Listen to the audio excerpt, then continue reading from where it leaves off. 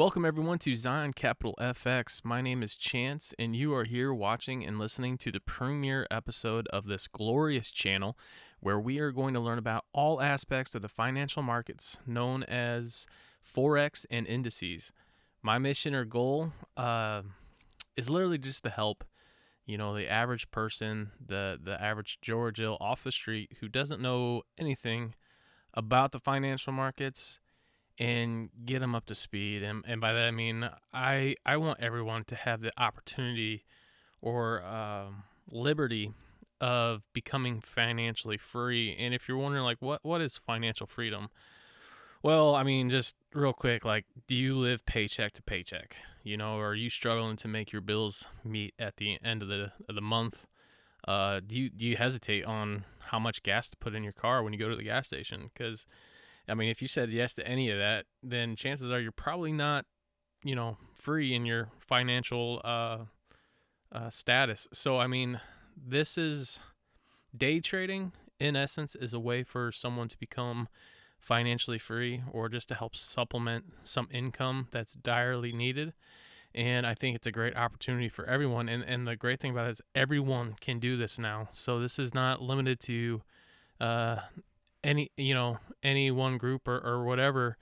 Anyone can literally do this. You just got to have good internet connection or good cell phone service, be able to look at a chart and make a sound decision, and you can come out on top with this. So this is a great opportunity, and I want to see everyone succeed from the bottom of my heart. That is it. I mean, I don't want you thinking that I'm trying to sell anybody anything, because I'm not. I'm not giving any financial advice. I want everyone to succeed. I want to see everyone do well, and that's from the bottom of my heart. That's my true agenda, is I want everyone to succeed. So that being said, I'm not going to give you some holy grail secret to trading. I'm not going to give you a list of indicators that will make you rich or give you 3,000% gains overnight, because none of that is true and none of that really exists. So just know there is no shortcuts. What it boils down to, what trading boils down to, is hard work, perseverance, patience, and discipline. And then on top of that, you've got to be mentally tough. And we will cover the psychology aspect. I mean, I'm going to do a bunch of videos on the psychology of trading, because it is just wild what you will learn about the market. It is wild what you will learn about yourself when you are trading, and it's very, very important if you are going to succeed. So just know there's no shortcuts, there's no easy days. It's a daily grind, but I'm here to tell you it is so worth it. You're not going to see me posting on Instagram or whatever, showing those 3,000% gains, because I don't have those 3,000% gains, and I'm not gonna pretend that I do. It's just not realistic. I want to present to you a transparent view of what it takes to become a profitable trader. So let's begin. Now you're probably thinking, okay, what is Forex? You might have heard the term thrown around in conversation. Maybe you overheard it in like one of those YouTube advertisements, because I see those all the time now. Or maybe, you've known about it, but you just keep like scratching your head like, well, I really just not sure what this is all about. Well, so here it is in a nutshell. Forex is simply just a short abbreviation for foreign exchange, right? It's a market where we use leverage to give us buying power or selling power to make money. And I will go over leverage later on. I just want to go through a basic rundown of what Forex is all about. If you were to look on the internet, it is a global, decentralized, over-the-counter market for the trading of currencies. This market determines foreign exchange rates for every currency. It includes all aspects of buying, selling, and exchanging currencies at current or determined prices. It's a global market that literally follows the sun. I mean, it is open 24 hours a day, 5 days a week. The sun traveling around the world. The market opens at London, then goes to Tokyo, then goes to the U.S., New York, and it just repeats itself 24 hours a day, 5 days a week. It opens Sunday at 5 p.m. Eastern Time. That's New York time. And it closes on Friday, 5 p.m. Eastern Time, New York time as well. And I will say this, starting out, that's a godsend for me personally, that it's only open 5 days a week, because no matter what, I've got my weekends. Like, I'm not forcing myself to look at the charts, or I've got those 2 days to mentally recoup and just take a break, spend time with the family, and do everything that I want to do, live my life, right? So I'm actually really glad the market is not open 24/7, because I could just see myself, I'd be wanting to trade it all the time, and I'm very, very thankful for the weekends. Okay, next slide. The daily volume of the trading in Forex equates to about 6.6 trillion US dollars. That's huge. This is the largest capital market out there. So there's all this money, tons and tons of money being thrown out there. What does that mean for you? It means golden opportunities. That's what it means. Okay. If you were to look at statistically all the other markets, this is the largest market with capital, 6.6 trillion US dollars. So you're probably saying to yourself, all right, Chance, this sounds really neat. You're talking about golden opportunities and making all this kind of money in this financial market and all this cool stuff. But what does it really mean, right? So what it really boils down to is you are literally buying or selling cash to make more cash. That's it. That's Forex in its most basic form. It's also a great conversation starter. So if you're ever talking to somebody, they're like, hey, what do you do? Oh, I buy and sell cash to make more cash. How do you do that? And they're scratching their head, and you just laugh. But or you could just, very politely explain to them everything that I'm explaining to you. So to drive this point home, let me give you an very exaggerated illustration, or watered down illustration that might do a better job of helping you understand or wrap your head around Forex. So let's say that you are currently in the U.S. and you are feeling froggy and you want to fly to Japan. You get to the currency exchange depot at the airport in Japan, and you want to exchange 100 US dollars for Japanese yen. Now, right around this time, $1 US roughly equates to 140 Japanese yen. So if you have 100 US dollars, then you're going to get back 14,000 Japanese yen. Hope everyone is with me still. This is basic math.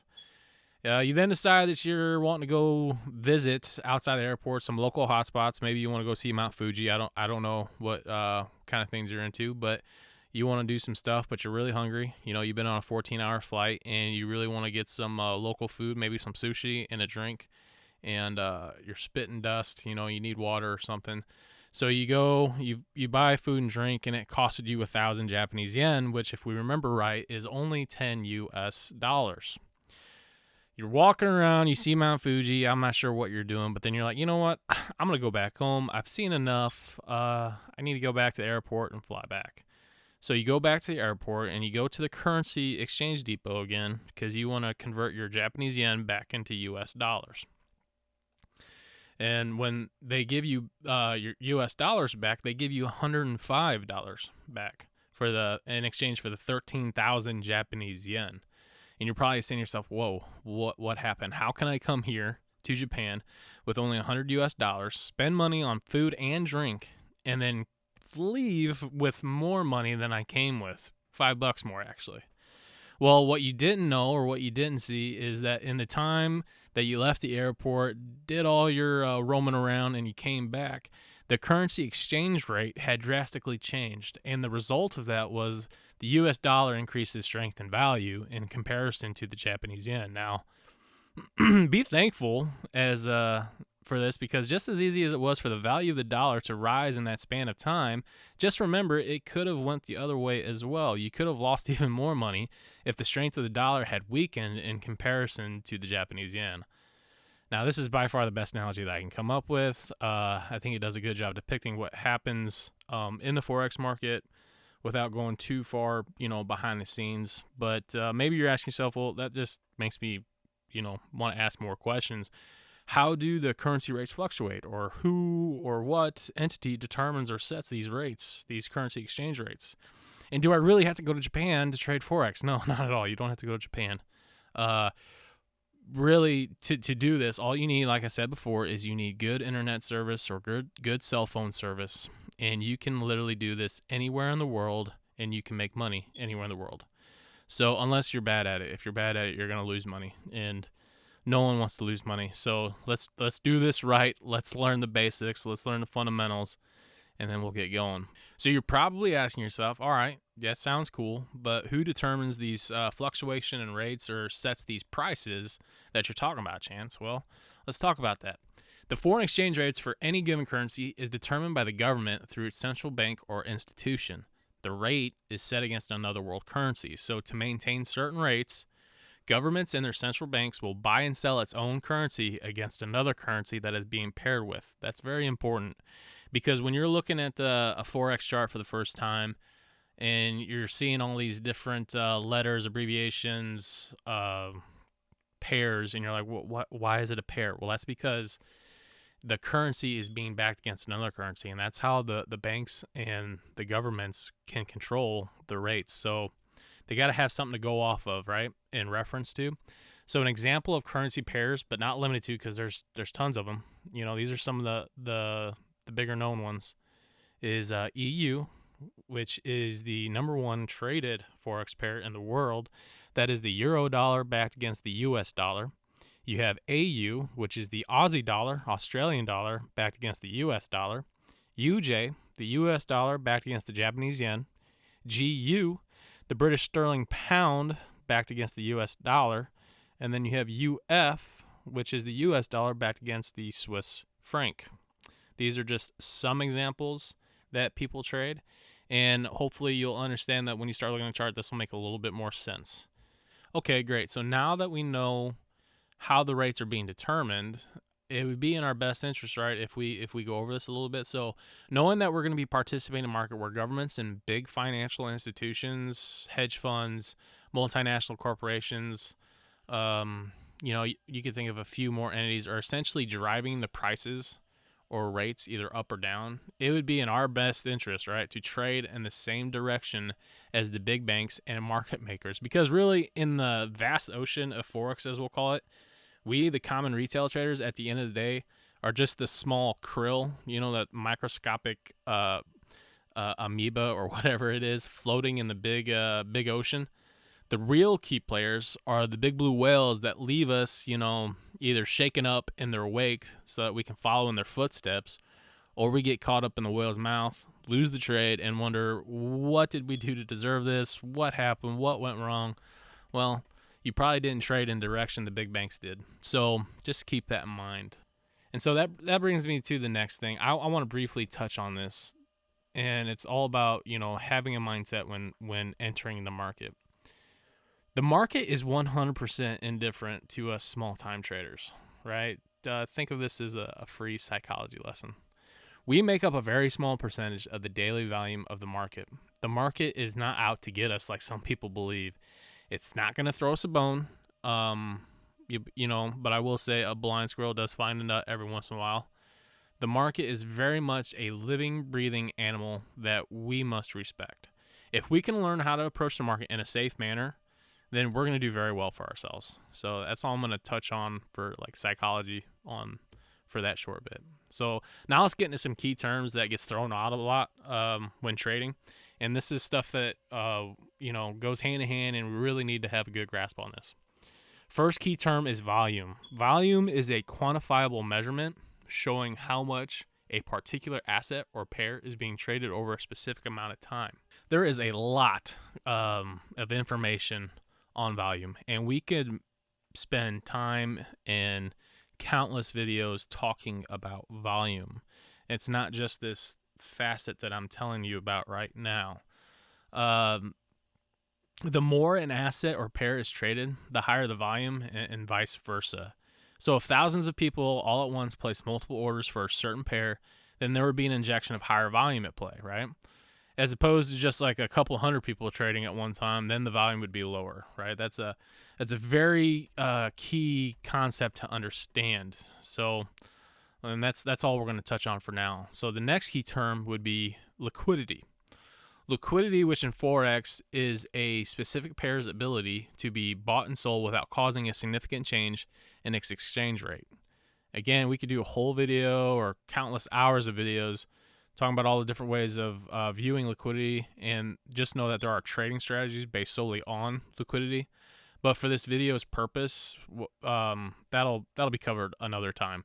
But it's important to understand volume and liquidity go hand in hand. So if volume is high for a currency, the asset is said to be more liquid. If you're just starting out, then I would highly suggest that you stick to pairs that have, you guessed it, high liquidity and high volume, such as EU, which, like I said before, is the number one traded pair in the world. So, all that being said, that was a lot of information, right? So we understand that Forex is a market that uses leverage, and we'll go over what leverage is in a little bit.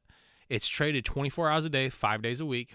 It's a global market where we're literally buying and selling cash, and we understand that, to be successful, it would be in our best interest to understand what the big banks and the governments are doing and try to trade on the same side as they are, right?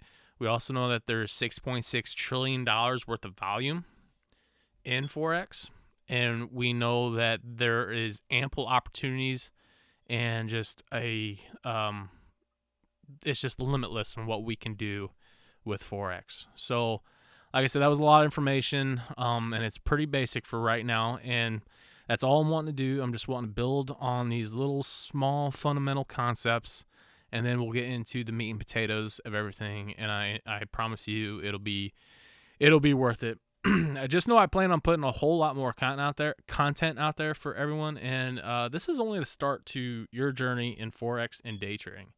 If you don't mind, do me a favor. If you enjoyed this video, hit like and subscribe button. Make sure you hit the bell notification as well, so you'll be up to date with all the videos that I put out there. I do plan on getting a little bit more advanced with the videos. It just won't be PowerPoint presentations at some point. So it's just a matter of time. So that'll get out there. I promise you the video content, the quality will get better. But, this was one of those deals where I saw some people asking questions. I saw an opportunity to help a bunch of people, and that's what I'm trying to do. So I I jumped into it. I said, why not? Let's do this, and hence ZionCapitalFX. So I appreciate it, everybody, and thank you so much for being here with me and listening to me. And I'm excited that you're taking your first few steps to the path of financial freedom, because, when it boils down to it, why settle for the ordinary life, right? Why